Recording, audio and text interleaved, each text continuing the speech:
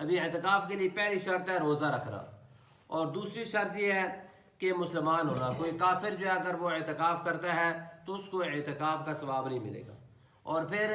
اعتکاف چاہے مرد کریں یا عورتیں کریں، اس کے اندر کوئی پابندی نہیں ہے کہ مرد کریں گے یا عورتیں کریں گے، کوئی پابندی نہیں ہے۔ اور تیسری شرط یہ ہے کہ اعتکاف مرد کے لیے ایسی مسجد میں اعتکاف کرنا ضروری ہے کہ جہاں پہ 5 وقت با جماعت نماز ادا ہوتی ہو۔ کوئی مسجد اگر ویران سی ہے، کسی الگ تھلگ آبادی بنی ہے، وہاں 5 وقت با جماعت نماز نہیں ہوتی ہے تو وہاں پہ اعتکاف نہیں ہوگا۔ اعتکاف کے لیے ضروری ہے کہ ایسی مسجد ہو کہ جس میں کم از کم 5 وقت با جماعت نماز ادا ہوتی ہو۔ پھر اعتکاف کے لیے سب سے افضل یہ ہے کہ اللہ جل شانہ کی ذات موقع دے تو بیت اللہ شریف میں انسان اعتکاف کرے،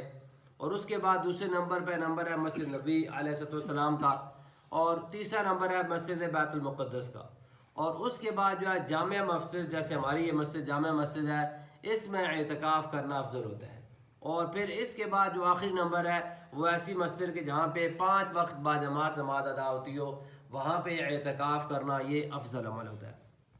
اور پھر اعتکاف کے لیے کوئی ضروری نہیں ہے کہ انسان بالغ ہو۔ نابالغ بچہ کہ جس کو نماز کی اور روزے کی کم از کم اعتکاف کی سمجھ ہو، 11-12 سال کا، 10 سال کا، کہ پتہ ہو کہ میں نے اعتکاف کے اندر بیٹھ کے کرنا کیا، تو وہ بچہ بھی اعتکاف بیٹھ سکتا ہے۔ اور اعتکاف کے لیے عقل مند ہونا ضروری ہے۔ کوئی جو ہے پاگل ہے، جس کا دماغ صحیح طریقے سے کام نہیں کرتا، تو ایسا آدمی بھی مسجد کے اندر اعتکاف نہیں بیٹھ سکتا، کیونکہ ظاہر بات ہے اس میں مسجد کے اندر رہنا ہے، تو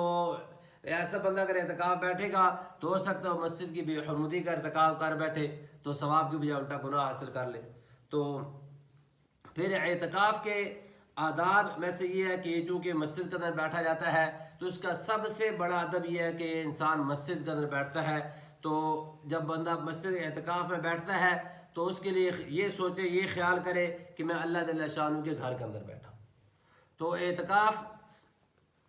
جو مسجد کی حدود کون سی ہیں؟ ایک تو یہ کہ ہماری یہ جو پورا احاطہ ہے، دیواریں بنی ہوئی ہیں، گیٹ لگا ہوا ہے، یہ سارے کا سارا مکان جا رہا ہوں، مسجد میں جا رہا ہوں۔ لیکن جو شرعی طور پہ مسجد وہ ہوتی ہے کہ جہاں میں ہم نے جوتے اتارے، وضو کیا، اور اس کے بعد جہاں پہ ہم نماز پڑھتے ہیں، کہ جس جگہ میں ہماری با جماعت نماز ہوتی ہے، جوتے اتارنے کے بعد جو اندر والی جگہ ہے وہ شرعی طور پہ مسجد ہے۔ جو اعتکاف بندہ کرے گا تو اس کے لیے اسی شرعی مسجد کے اندر رہنا ضروری ہے، کسی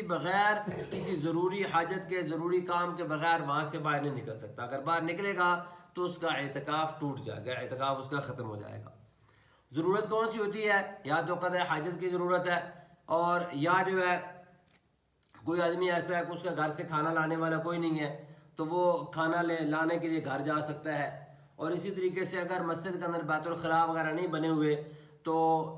کسی آدمی کا گھر جب وہ نزدیک ہے تو اپنے گھر جا سکتا ہے، لیکن کسی سے گفتگو نہیں کر سکتا، کسی بات نہیں کر سکتا، صرف جائے بیت الخلاء استعمال کرے اور دوبارہ جو ہے وہ مسجد کے اندر آ جائے۔ ایسے ہی مسجد کے اندر جنہوں نے اعتکاف کرنا ہے تو مسجد کے اندر بیت الخلاء بنے، ظاہر بات ہے وہ شرعی مسجد کی حدود سے باہر ہوں گے، تو یہ نہیں کہ وہاں نکل کے 2-3 بندے جو اعتکاف بیٹھے وہاں گپے لگانا شروع کر دے، نہیں، بلکہ ہر بندہ جائے، وہ قضاء حاجت کرے، واش روم استعمال کرے، اس کے بعد فوراً سے جو ہے وہ مسجد کے اندر آ جائے، اور جو سارے کا سارا وقت جو ہے وہ مسجد کے اندر گزارنا ضروری ہوتا ہے۔ اور پھر